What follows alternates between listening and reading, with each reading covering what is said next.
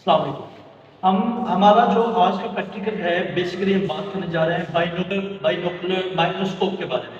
दो study of microscopy is known as, जो हम माइक्रोस्कोप की स्टडी करते हैं उसे हम माइक्रोस्कोपी कहते हैं। और जो भी पार्ट्स मैं अब आपको बताऊंगा ये बेसिकली लाइट माइक्रोस्कोप के नीचे हैं। हम इसे लाइट माइक्रोस्कोप क्यों कहते हैं? इससे पहले वाली वीडियो में आपने कंपाउंड माइक्रोस्कोप के बारे में डिटेल बात की थी, हमने उसके पार्ट्स के बारे में बताया था और उसकी बेस के बारे में बताया था। थोड़ा सा डिफरेंस है यहाँ पे, बस ये जो हम हैंडल है इससे पकड़ के हम आपको दिखाते चले वन बाय वन। तो ये बेसिकली हम इसे बाइनोकुलर क्यों कहते हैं? बिकॉज बाई मीन डबल होता है एंड नोकुलर मीन होता है आइज या विजन। तो ऐसी माइक्रोस्कोप जो हमें दोनों आंखों से देखने की फैसिलिटी देती है उसे हम नाम देते हैं बाइनोकुलर। अब ये हमारे पास दो नोकुलर है जिसे आपको नजर आ रहे होंगे, ये दो नोकुलर है। अच्छा, उसके अलावा ये उसी तरह से ये हमारे पास ये क्लिप है जो कि टाइट करने के लिए हमें मिलता है, हम इसको देख सकते हैं। इसी तरह से ये हमारे पास बेस है, ठीक है।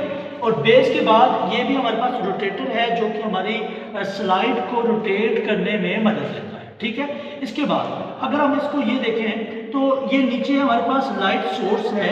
ये लाइट सोर्स कहाँ से आता है? इसको हम इस बटन से ऑन या ऑफ कर सकते हैं। देखिए ऑन या ऑफ कर सकते हैं, ये हमारे पास बटन है, इससे हम इसको ऑन या ऑफ कर सकते हैं। अच्छा, इसमें जो वायर का होता है कनेक्शन ये यहाँ पर होता है पीछे से। बेसिकली यही वो सोर्स है जो कि हमें लाइट प्रोवाइड करता है, ठीक है। अच्छा, अब हम आगे चलते हैं। अगर हमने इस बेस को ऊपर नीचे करना हो तो कैसे कर सकते हैं? तो ये हमारे पास ये देखिए, ये बेस को ऊपर नीचे करने के लिए हमारे पास ये व्हील है, यहाँ से हम बेस को ऊपर नीचे करते हैं, ठीक है। इसके साथ एक और जो पॉइंट है आप इसको देखिए, ये है, ये यहाँ पर जहाँ पर आप इसको सेट कर देंगे एक मरतबा, ये उससे आगे पीछे नहीं होगा। लेकिन बेस को ऊपर नीचे करना है तो आप इस रोटेटर से बेस को ऊपर नीचे कर सकते हैं, ठीक है। ये आपके सामने बेस ऊपर भी हो रही है और नीचे भी हो रही है। अच्छा, इसके बाद अगर आप स्लाइड को आगे पीछे करना चाहते हैं, यानी इसे एडजस्ट करना चाहते हैं, तो आप यहाँ से स्लाइड को एडजस्ट कर सकते हैं, ठीक है। तो देखिए ये जो स्लाइड को एडजस्ट करने के लिए ये आगे पीछे घूम रहा है, तो ये हमारे पास ये हो गया।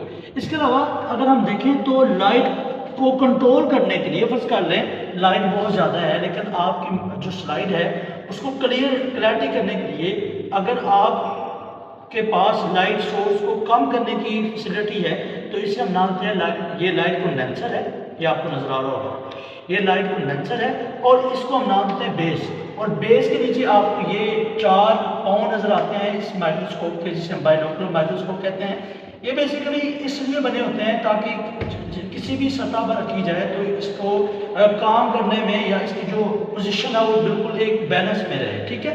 अब अगली बात ये है कि नेक्स्ट वाला पॉइंट इसमें ये है कि अगर आप इस्तेमाल कर लें तो फिर आप इसको ऑन या ऑफ कर सकते हैं।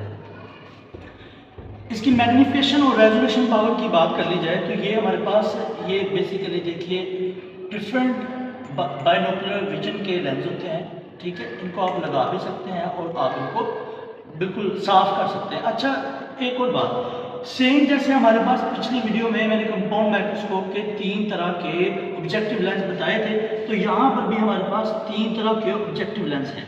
जैसे कि सबसे पहले ये हमारे पास 10x का, फिर उसके बाद हमारे पास आ जाता है 45x का, एंड देन फिर उसके बाद हमारे पास आ जाता है 75x का। अब मैग्निफिकेशन पावर कैसे निकालते हैं कि हमारे पास ऑब्जेक्टिव लेंस को मल्टीप्लाई करते हैं हम ओकुलर लेंस के साथ, यानी ये ऑब्जेक्टिव लेंस है, इसको मल्टीप्लाई करते हैं इसकी रेजोल्यूशन पावर को या मैग्निफिकेशन पावर को इसके साथ ओकुलर लेंस के साथ, जो टोटल हमारे पास वैल्यू आती है वो उसकी मैग्निफिकेशन पावर होती है।